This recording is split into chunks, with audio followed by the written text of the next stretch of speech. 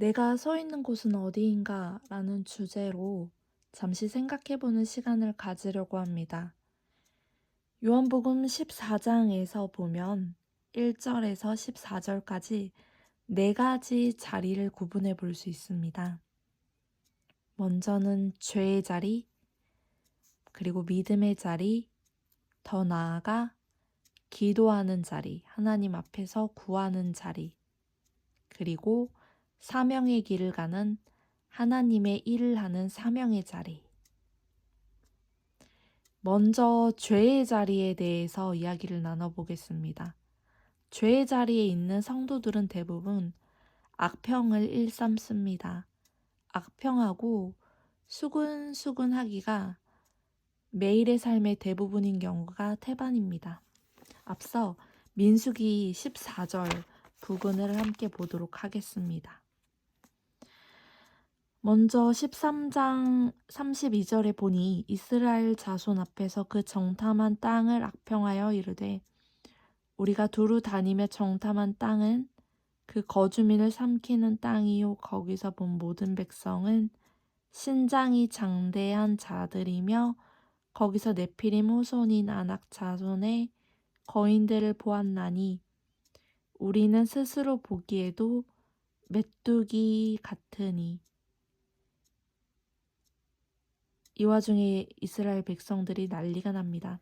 온 회중이 소리를 높여 부르짖으며 백성이 밤새도록 통곡하고 이스라엘 자손들은 리더십인 모세와 아론을 원망하고 온 회중이 그들에게 이르되 모든 사람들이 시끄럽게 마음의 감정을 쏟아낸 겁니다. 리더십들에게. 우리가 애굽 땅에서 죽었어야 했는데 이 광야에서 죽어야 되는데 라고 하면서 시끄럽게 떠들어대면서 죄의 삶을 삽니다. 이 죄의 공간에 있다고 하더라도 믿음의 자리, 기도의 자리, 사명의 자리고 더 나아가 예수님을 바라볼 수가 있어요. 그러면 이 사망의 길, 죄를 버린 거듭난 자들이 믿음의 자리에서 하는 고백을 살펴봅시다. 14장 6절로 보니 그 땅을 정탐한 자 중 눈의 아들 여호수아와 여분네 아들 갈렙이 자기들의 옷을 찢고 이어서 이스라엘 자손의 온 회중에게 말하여 이르되 우리가 두루 다니며 정탐한 땅은 심히 아름다운 땅이라. 첫 고백부터 이 땅은 아름다운 땅이다 라고 말을 합니다. 그래서 이어서 이렇게 말합니다. 여호와께서 우리를 기뻐하시면 우리를 그 땅으로 인도하여 들이시고 그 땅을 우리에게 주시리라. 이는 과연 젖과 꿀이 흐르는 땅이니라. 다만 여호와를 거역하지는 말라. 또 그 땅 백성을 두려워하지 말라. 정말로 상반된 고백을 하고 있다는 것을 우리가 실감을 할 수 있습니다. 믿음의 자리에 있던 여호수아와 갈렙은 죄인의 자리에 있는 성도들과 상반된 모습을 보입니다. 실제로 하나님을 신뢰하는 자들이기에 어떻게 말하였습니까? 그 땅 백성을 두려워하지도 말라고 말했습니다. 앞서 이스라엘 백성은 어떻게 반응했나요? 모든 회중이 모세와 아론을 원망했어요. 아마도 모세와 아론은 극도로 스트레스를 받았을 것 같습니다. 그들이 쏟아부은 분노와 짜증과 감정들을 이거 어떻게 감당을 합니까? 본인들이 하나님도 아닌데. 어쨌든 성도는 죄의 자리와 믿음의 자리를 선택해서 거하게 됩니다. 믿음에 있는 자들은 불신을 뛰어넘어 하나님을 바라보는 믿음, 갖고 예수님의 말을 온전히 신뢰하는 자들입니다. 이러한 믿음의 자리에 있는 자들에게 예수님께서는 어떤 요청을 하셨나요? 바로 기도하라는 명령이었습니다. 다시 요한복음 14장으로 돌아가면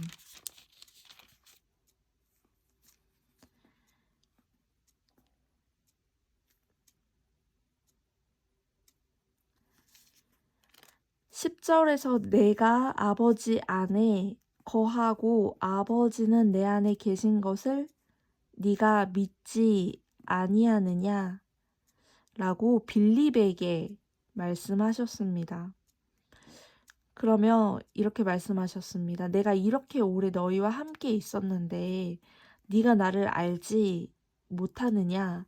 나를 본 자는 아버지를 보았거늘 어찌하여 아버지를 보이라 하느냐고까지 말씀하십니다. 그러며 빌립에게 예수님의 제자들에게 그리고 우리 믿는 성도들에게 믿음을 권면하십니다.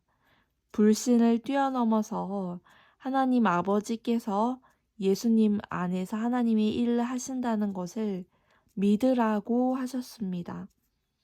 그리고 예수님께서는 잊고 하늘나라로 가시지요. 십자가에 못 박히셔서 죽음과 부활을 경험하신 이후 하늘나라로 가실 터인데 그 하나님께서 보내신 예수님의 공백 상태에서 제자들은 마치 예수님께서 이 땅에서 행하셨던 기도와 예수님의 사역, 사명을 그대로 전수받아 예수님이 가신 길을 걸어가게 됩니다. 예수님께서는 이렇게 말씀하셨어요. 내가 진실로 진실로 너희에게 이르노니 나를 믿는 자는 내가 하는 일을 그도 할 것이요 또한 그보다 큰 일도 하리니 이는 내가 아버지께로 감이라. 예수님께서는 앞으로 해야 할 일이 있으셨어요. 앞서 보니 2절에 내가 너희를 위하여 거처를 예비하러 간다. 거처를 예비하러 가는 동안에 제자들은 그저 쉬는 게 아니라 예수님보다도 큰 일을 하게 됩니다. 그래서 너희가 내 이름으로 무엇을 구하든지 내가 행하리니 이는 아버지로 하여금 아들로 말미암아 영광을 받으시게 하려 함이라 라고 말씀하시며 내 이름으로 무엇이든지 내게 구하면 내가 행하리라 라고 말씀하셨어요. 예수님께서는 먼저 구하고 기도로 예수님께 무엇이든지 구한 것들을 하나님께서 행하겠다.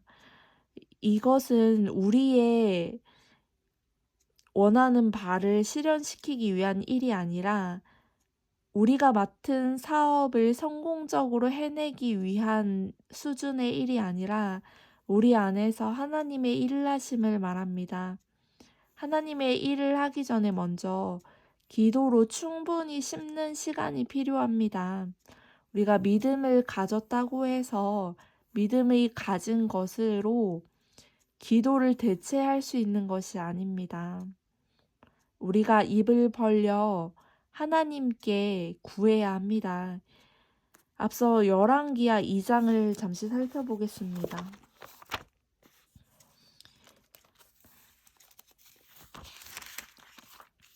열왕기하 2장에 보면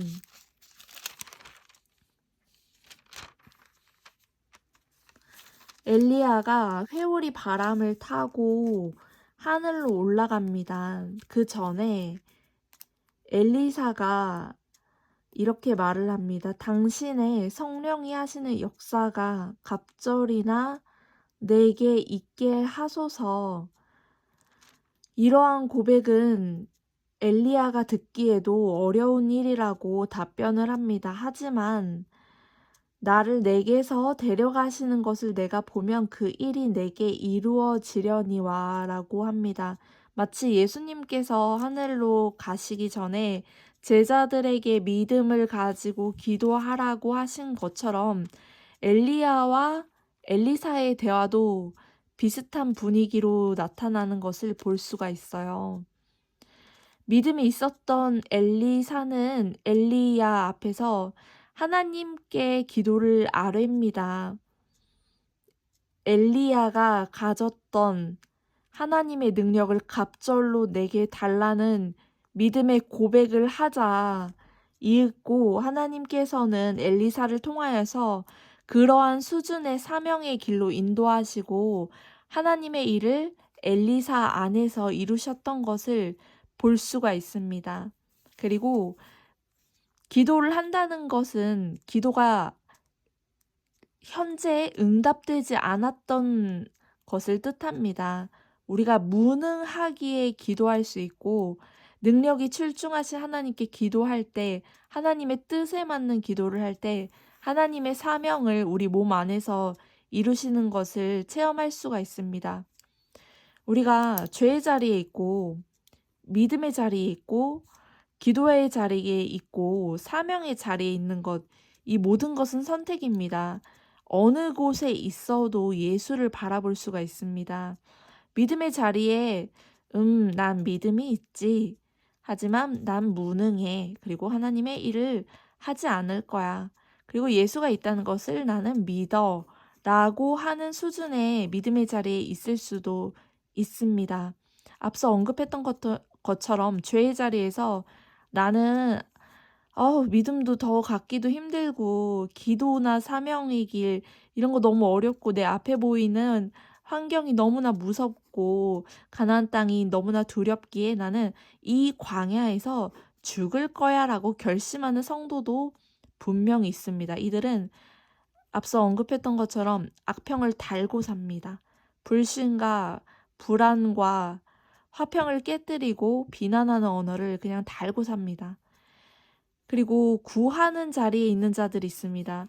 이 자리에 있는 자들은 사실 기도를 심는 시간이 어느 정도 필요로 하기에 인내하는 시간이 될 수도 있습니다. 물론 하나님께서 응답하여 주시면 바로바로 응답하여 주시면 좋죠. 그러나 우리는 기도하는 사람이지 응답할 수 있는 주체가 아니기 때문에 우리가 기도를 했다고 사실 뭐가 잘나가지고 기도를 하는 게 아니잖아요. 우리는 무능함을 인정하고 하나님께서 일을 해달라고 요청하는 자리에 있는 것이지 우리가 기도를 해가지고 하나님을 움직였다라고 할 수 있는 수준의 사람들이 사실은 되는지는 좀 곰곰이 생각해 볼 필요가 있습니다. 그 정도로 기도를 하는 것에 대해서 우리가 높임을 받을 필요는 없다는 것이죠. 왜냐하면 기도는 낮은 자, 겸손한 자가 할 수 있는 일이니까요. 그리고 그 기도 가운데 하나님께서는 하나님의 일을 사람을 통해서 사람 안에서 사람과 그 열매를 나누면서 일을 수행합니다. 여기서 보면 믿음의 자리에서 구경한다고 해서 구경꾼이 사명의 자리에 있는 자의 열매를 잠시 먹었다고 해서 그 사명을 함께 했다, 함께 수행했다라고는 평가하기는 아주 어려운 일이라고 볼 수 있습니다. 그러면 우리는 죄의 자리에서 떠나 믿음만 갖고 있는 자리에서도 좀 더 나아가 기도를 해야 하고 기도할 뿐만 아니라 우리 안에서 역사하시는 하나님의 일을 수행하는 자로 더욱더 성숙해야만 할 것입니다. 왜냐하면 예수님께서 이 땅 가운데서 하셨던 일들은 바로 기도와 하나님의 일을 행하신 사명의 자리에 있으셨던 것이기 때문입니다. 우리가 각자 어떠한 자리에 있든지 간에 평생에 이 자리는 반복되어 변동하는, 이동하는 자리가 될 것입니다. 그렇기 때문에 우리가 각자의 자리에서 돌파할 수 있는 능력을 하나님께 구해야 할 것입니다. 오 주님, 우리가 입에서 불평과 불신과 비난을 끊어내지 못하는 그러한 자리에 있습니까? 주님, 이 모든 것들 성령의 능력으로 끊어 주시옵소서. 그리고 우리가 불신의 자리에 있습니까? 하나님, 하나님의 말씀을 읽어도 믿지 못하는 마음이 있습니다. 아버지 성령의 감화 감동을 허락하여 주시옵소서. 그리고 우리가 무능한 자리에 있습니다. 힘들고 지치고 나약하여 기도하고 있고, 아니 기도하기조차 힘들어 지친 상태에 있는 자들이 있습니까? 주여 기도하게 하여 주시옵소서.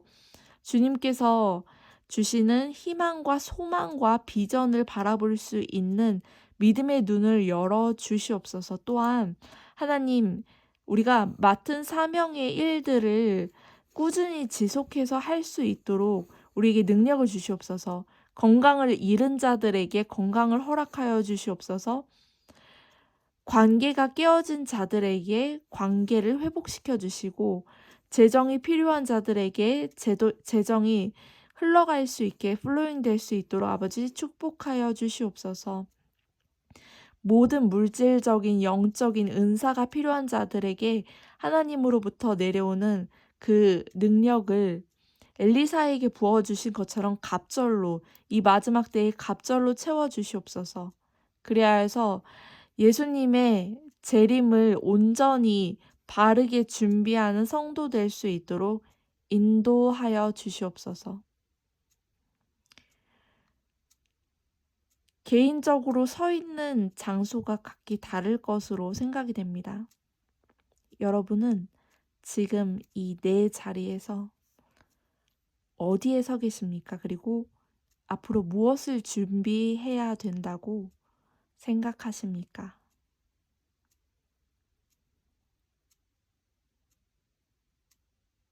이것으로 내가 서 있는 곳은 어디인가에 대한 내용을 마치도록 하겠습니다.